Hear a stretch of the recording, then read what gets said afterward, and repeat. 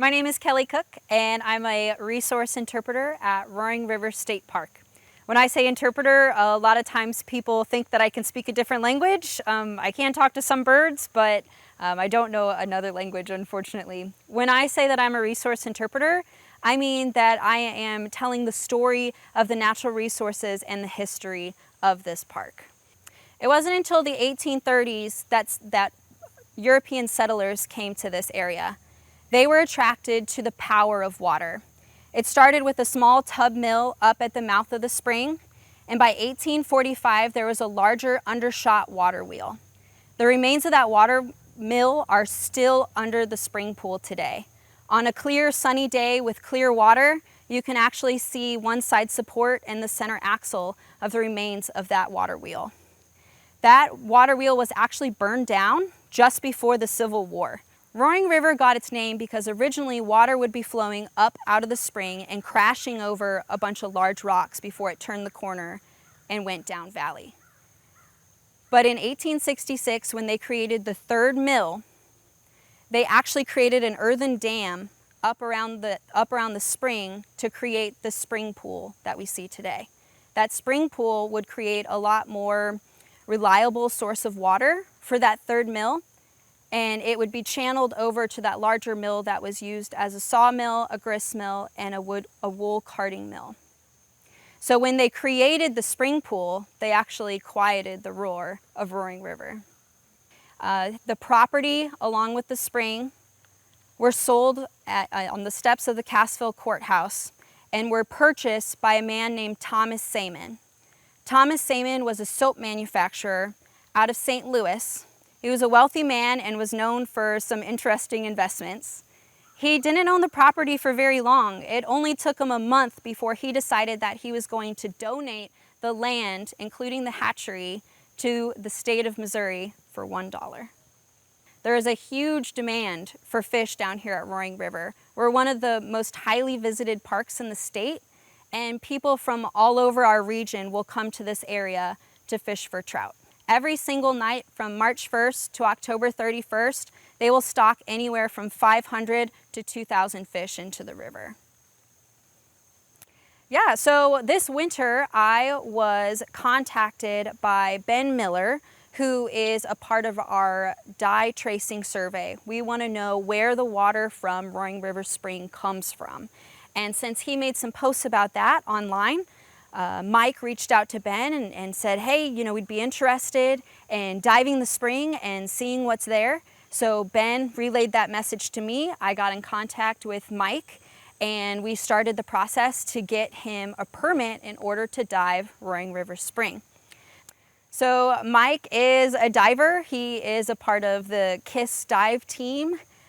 They have a lot of experience filming these underwater caves and getting to some places where other people haven't been able to go. So after seeing some of his previous work with Blue Spring and different projects in Central and South America, I had a good feeling he would definitely be able to get past the constrictions that had limited our previous dives here at the park. It started fairly quiet, and there wasn't a lot of outreach regarding, hey, there's going to be this new dive, they're going to be trying to do things that they had never done before. But as soon as you get people with dive equipment on the sidewalk to the spring, people are going to start asking questions. And so pretty quickly, our local newspapers were picking this up, and they were starting to write stories, and they wanted to know more about the divers and what we were trying to accomplish through the dives. So since they've started diving and these articles have been published through local papers, people have gotten really excited. Last month they made history by pushing further than they've ever been able to dive before in Roaring River Spring, and that was huge, and people were pumped. All of our literature across the park has one measurement, and already they have broke that record. So there's big changes going on, and people are excited to learn about the equipment that they're using, and it's exciting. In a world where we think we know it all, we can just Google the answers to these things. It's really exciting to be in a position where we're learning things, new information, and things we didn't know before. So for a very long time, people have been curious about how deep the big blue hole of Roaring River Spring would go down. There are stories of people paddling boats out into the spring cave and lowering the head of a spade on a rope and claiming to hit bottom at 200 feet, 500 feet. You read all these different numbers. But it wasn't until 1979 that divers came from the Kentucky area, and they came and dove the spring for the first time. So they were the first ones to lay eyes on the bottom of the spring at 224 feet.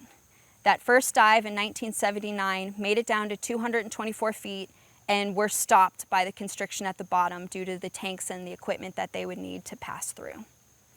In the 90s, we had a newer set of divers come through, and they were some of the first ones to film what the inside of Roaring River Spring looked like. So here at the Nature Center, I've been here for about 5 years, and we have a short video that shows footage that they captured in the late 90s of that dive, and that has been the best footage we've been able to show people.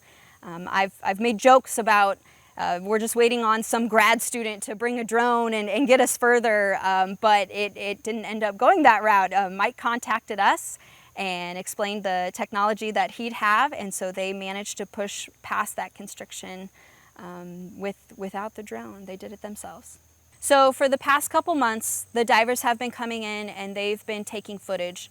The spring was a challenge because in the spring, when we have more rain and when wetter conditions, there's going to be higher flow coming up out of the spring. And when there's high flow and a lot of water coming out of the spring, the water is a bit murky, which isn't ideal for filming. So every month the divers have been coming back, and now we're in mid to late summer and the flow is very low out of the spring, which means that water is very clear. Now we have those clear conditions so that they can be collecting the footage that they want for this video and some of the data that we're looking for when it comes to mapping the cave and finding out what all is down there. So all of our publications here in the park will show the bottom of the spring as 224 feet. And last month they made history by being able to fit through the constriction and go past this extra flow of water down at the very bottom. And it's opened the doors to a lot of new discovery. We don't know how far they're going to be able to explore. We're excited at the potential of new depths that they'll be able to go down to. And we're excited to see the images of what that could hold for us. And can you talk a little? So for the past 4 years, I've been a part of a dye tracing survey. One of the most common questions I would get on hatchery tours is, where is the water from the spring coming from? So in order to find that out, we have been dumping dye into different creeks around the area, and we have a small, it looks like a tea bag that's full of activated charcoal that is there waiting for this dye. And so for the past 4 years, I've been running around collecting these dye packets to figure out where water could be filtering down from.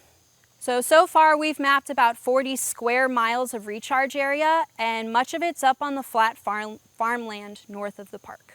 So the dive in '79 at the Nature Center, we currently have a small display of some of the things they found in the bottom of the spring from the '79 dive. They included glass bottles, coins, bullet casings, old cameras, and there's a small pocket knife.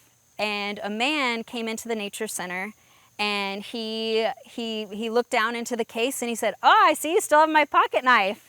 And I was like, "Wow, tell me more." And he told me that the pocket knife in our display was the one given to him by his grandfather. And when he was a boy, he was whittling on a stick at the mouth of the spring. He cut himself, it surprised him, and he tossed it down into the spring. So that was recovered in the dive in '79. More recently, they have uncovered bones and other things that have fallen from the trail up above, as well as a piece of pottery. Now, this piece of pottery has been handed over to our cultural resource team so that they can do more research and find more out about the origins of that piece. So a lot of the visitors like to come to me and they will brag about the decades that they've been coming down to Roaring River. So there's a really strong history of families sharing this river, sharing trips to the spring and fishing for trout here at Roaring River, they definitely like to brag who's been coming down here the longest, and certainly have a sense of ownership. So these people that have been coming down for so long are going to be able to add to this piece of the story that, hey, I was there when some of these divers were around and they went further and continued to discover new things.